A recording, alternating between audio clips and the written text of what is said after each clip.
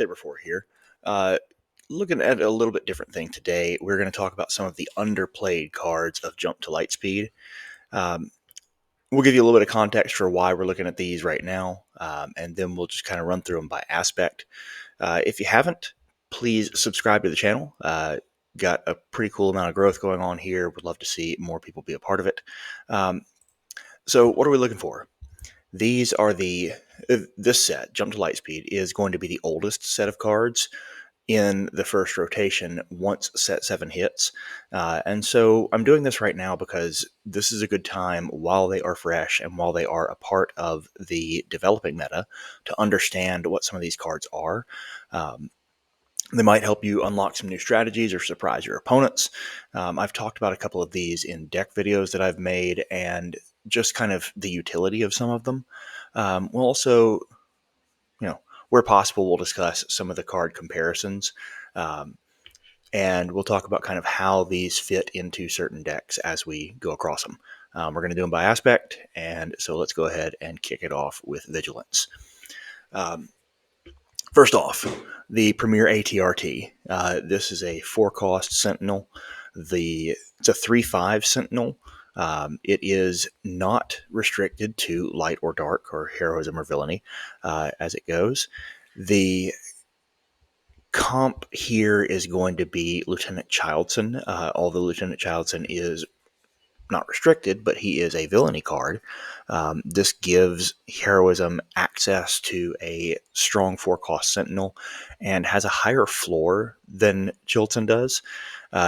He is going to come in at a base of 2/2, and that is not impressive for a 4-cost card. But you have to really kind of build around in order to get him as powerful as 6/6.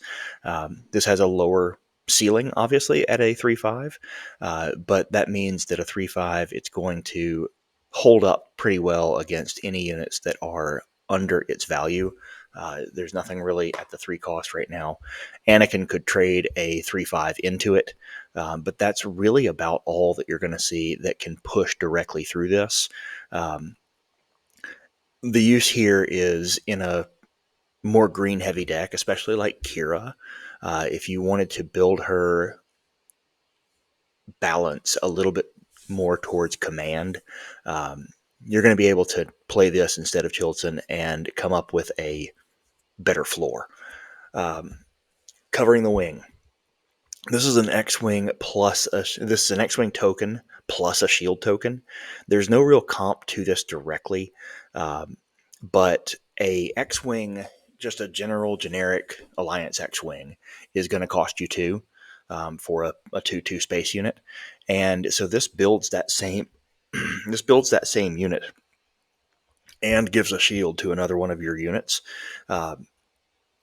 This is especially nice in something like Rey or Anakin, and or any decks that are playing a heavy Sentinel presence, because this would allow you not only to have in Rey or Anakin, this allows you to have a unit that you either build or are able to grow a little bit, as well as to put a shield token on one of your units that you want to maybe attack with, or one of your Sentinels.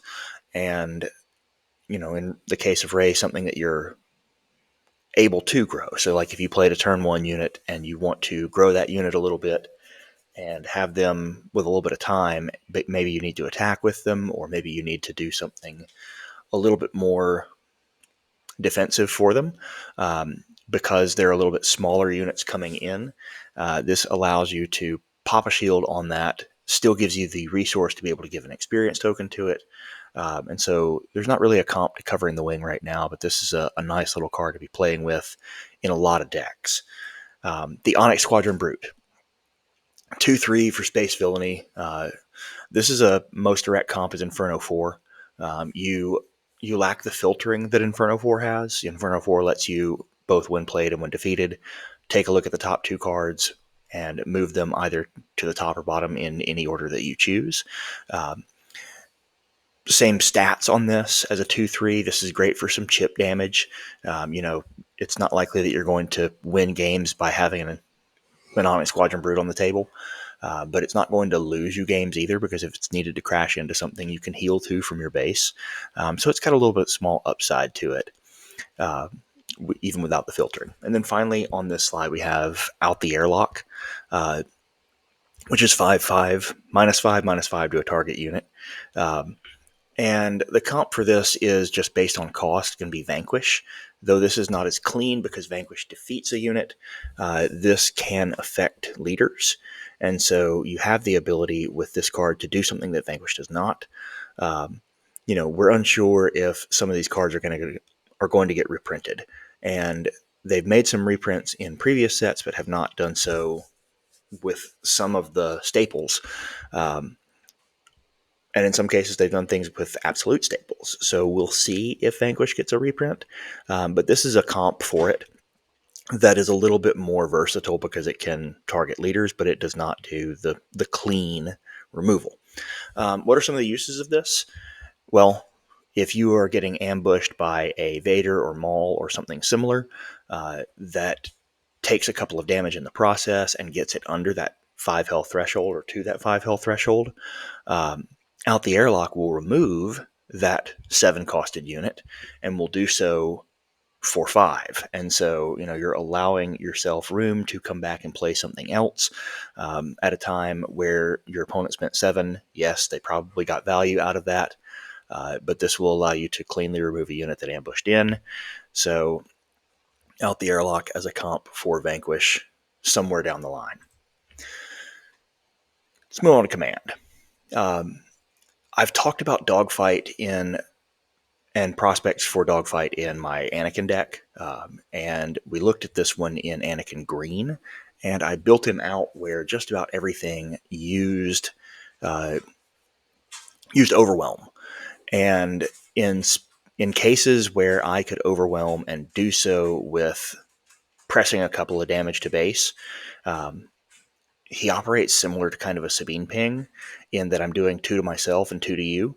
And if I'm doing that off of a data vault, and I've got an opponent running anything other than data vault, then that is a winning prospect for me, because I will remove a threat, do some overrun, and trade some damage into base. Being able to do that with a unit that's already exhausted has a little bit of a surprise factor to it. This is especially good if your Anakin is the one attacking. If you've got a big Anakin unit on the board. In that same deck, I advocated using the General's Blade. And so if you've got a big Anakin that's attacking and you pop out Dogfight, you might be able to discount something very, very heavily and kind of surprise your opponents with what you're doing. This is great in Overwhelm decks or anything that's got on attack abilities. So this would also really, really good in, let's say, a Luke or a Wedge or a Poe deck that runs a lot of these small fighters that have on attack abilities with them, because you're going to get to use the on attack abilities again, and those can be quite strong. So, you've got a red 5 on the board and you want to attack into something and clear it. This is a good way to do it. There's not a direct comp for this. Bravado is about as close as we come, but Bravado is an action churn because Bravado will take an extra time to reset the unit to ready, and then your opponent can respond to it. Whereas this just lets me attack with the unit directly. Lightspeed Assault.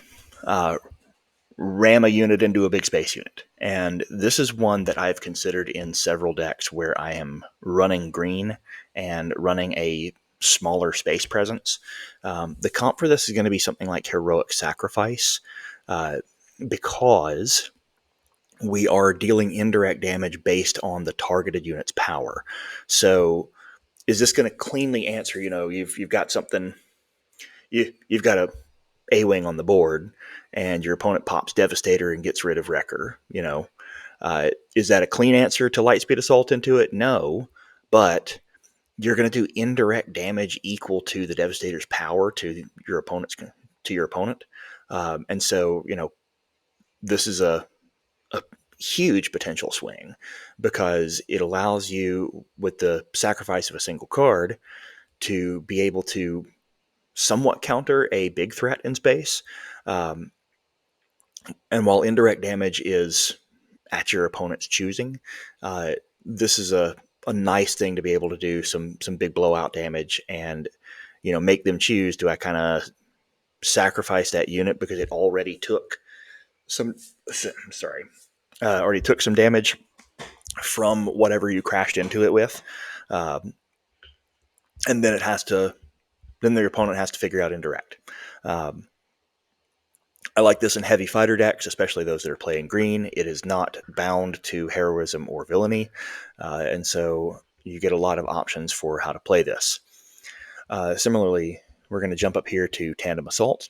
None of these command cards actually are bound to side. Tandem Assault is removing not only the heroism, but is also removing the rebel keyword. It does the same thing by giving you +2/+0, as you did by splitting a 1 and 1. So it gives you the same result, especially if you are attacking base.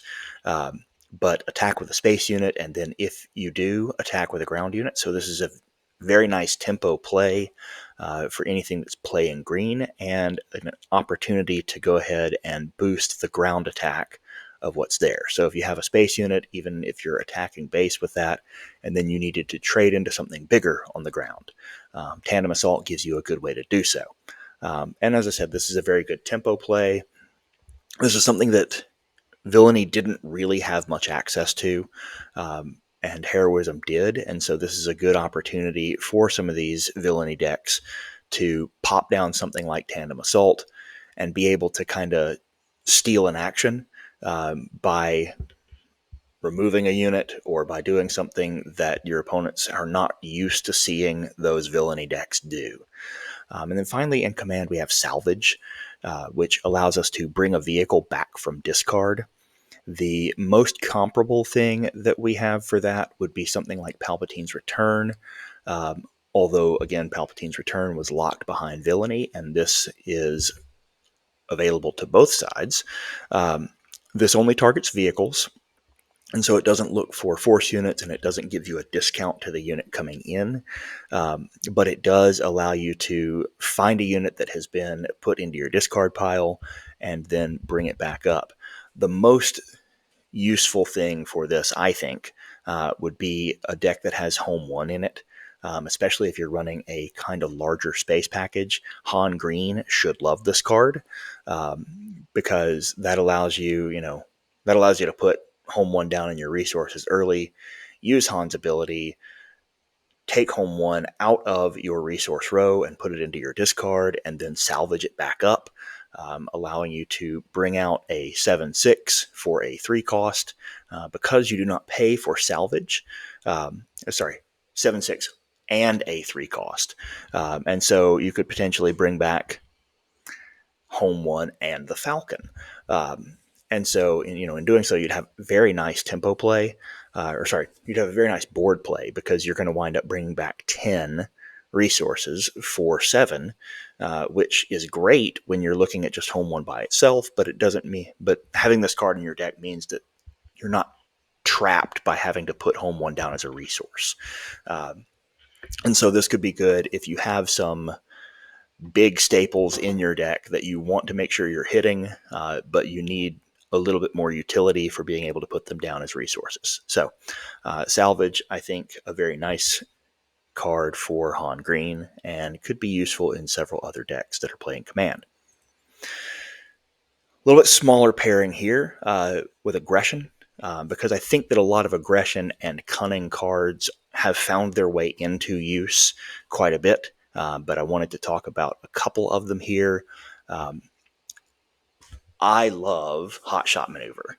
I love this card because I play a Luke deck, and the Luke deck I leaned really hard in with my fighters to on-attack abilities, but it also works for Poe, and it works for anything else in my deck that has an on-attack ability.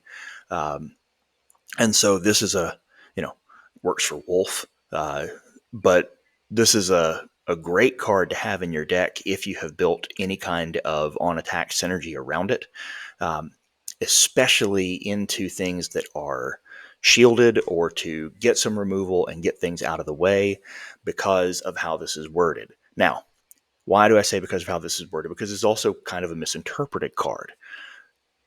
Hotshot Maneuver, when I play this, I choose a friendly unit, and then for each of its on-attack abilities, I deal 2 damage to a different enemy unit. So, that's sentence 1. And what happens is that with Hotshot Maneuver, I play this card, I pick, and I'm gonna say that we're targeting Leader Luke in red 5, right? 2 on-attack abilities. Well, I pick 2 opponent's units on the board, I deal 2 damage, and now let's resolve the event. Then attack with the chosen unit. Now, I could and I have done this in situations where I had 2 on attack abilities. I needed to clear a couple units that had some damage on them. I did not have a ready unit. And so I used this as Daring Raid. 1 for 2. And play it out there. And it was a little bit bigger Daring Raid because I had 2 on attack abilities. And so this allowed me to deal 2 damage and 2 damage to 2 different units. Couldn't attack base with it, but I was able to go ahead and use this even with an exhausted unit. Let's resolve the event. Do as much as you can.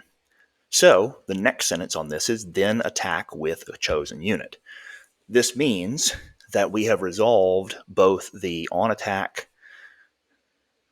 per on attack damage in the top. Now we are going to resolve the attack. We've also resolved the to a different unit, which is where I've seen some confusion come in because people thought that this was not, you couldn't attack the units that you had damaged. That's not the case. When we do the attack, we resolve the on attack first. And so we do have to declare our target, which means that if there is a sentinel, we will have to respect that particular thing. But beyond that, we are free to go ahead and use those on attack abilities on the chosen unit and then go through with the attack. Well, that means that Luke can hit the board for 9 to the board and 7 to base if you don't have a sentinel in front of you, which, space sentinels are sometimes a little bit more rare. But this is a killer in that deck. It's also very good in decks that are using a little bit more than just Poe. But if you've got 2 or 3 on attack abilities that are out there and you're playing in aggression, then take a look at Hotshot Maneuver and see if this is a 2 of card for you.